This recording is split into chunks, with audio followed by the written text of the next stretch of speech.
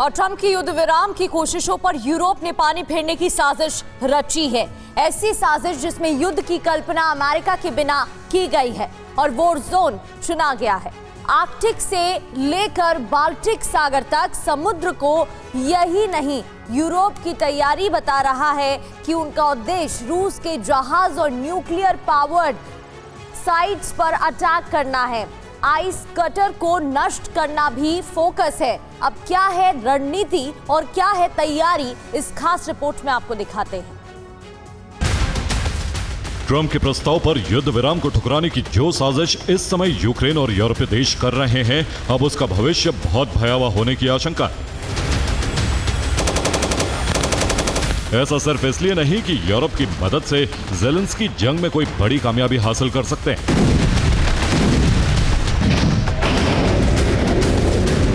बल्कि इसलिए कि इस जंग में अब यूरोप को प्रत्यक्ष रूप से शामिल होना पड़ेगा।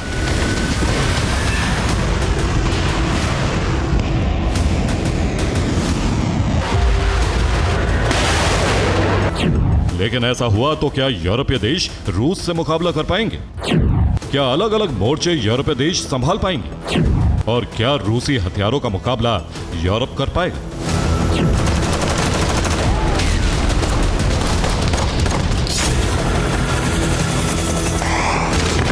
इन सवालों के जवाब अभी सिर्फ अनुमान पर आधारित है।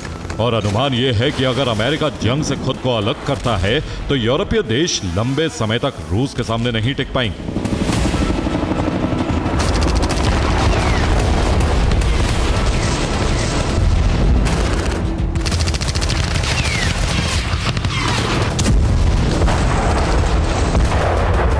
वहीं रूस के विध्वंसक हथियारों के लिए ढांचेगत वाहनों को तोड़ने वाले हथियारों का इस्तेमाल ही कर पाएंगे। तो क्या यूरोपीय देश रूस से टकराएंगे? जवाब है हाँ।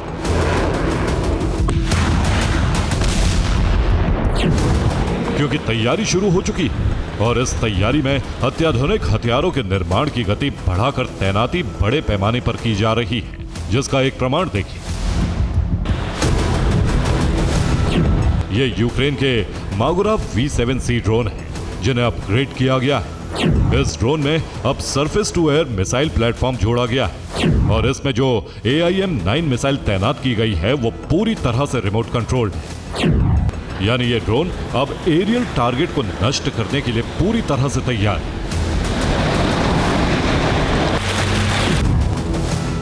लेकिन इसमें चौंकाने वाली खबर यह नहीं है कि यूक्रेन का ड्रोन अपग्रेड हो चुका है, बल्कि चौंकाने वाला तथ्य यह है कि इन ड्रोन्स की तैनाती आर्कटिक से बाल्टिक तक शुरू कर दी गई। इस तैनाती के पीछे यूरोप का बड़ा षड्यंत्र है।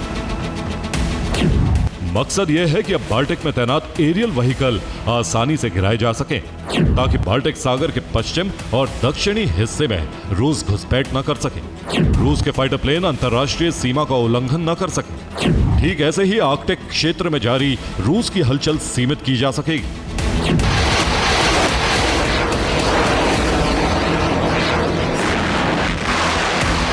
लेकिन यह समुद्री ड्रोन के साथ तैयारी का एक पक्ष है, जबकि दूसरा पक्ष यह है कि मागुराव V7 नेवल ड्रोन के साथ यूरोपीय देशों ने यूक्रेन के सी बेबी ड्रोन्स की तैनाती भी कर दी।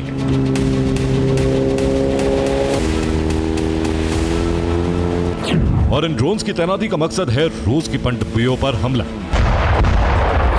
रूस के न्यूक्लियर आइस ब्रेकर को नुकसान पहुंचाना, रूस के नौसैनिक और व्यावसायिक जहाजों को निशाना बनाना।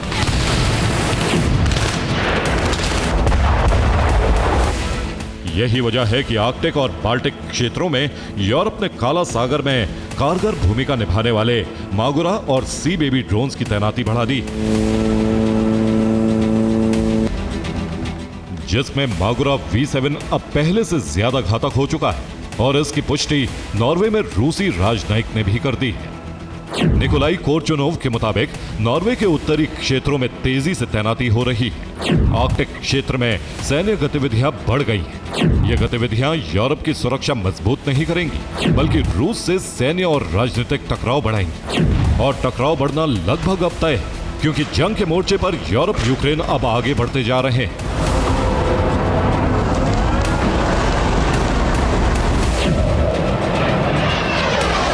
जिसे प्रमाणित करता है यूक्रेन के F-16 फाइटर प्लेन की उड़ान, और ये उड़ान EU की मदद से नहीं, नाटो की मदद से भरी जा रही।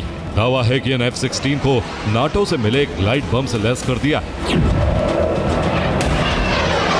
जिससे पता चलता है कि भविष्य में ट्रंप नाटो से अलग हो सकते हैं, क्योंकि नाटो की तरफ से यह मदद अधिकार क्षेत्र से बाहर जाकर दी गई। यानी अब नाटो यूरोप तक सीमित होने जा रहा है, वो यूरोप जो रूस के खिलाफ युद्ध की तैयारी में जुटा है।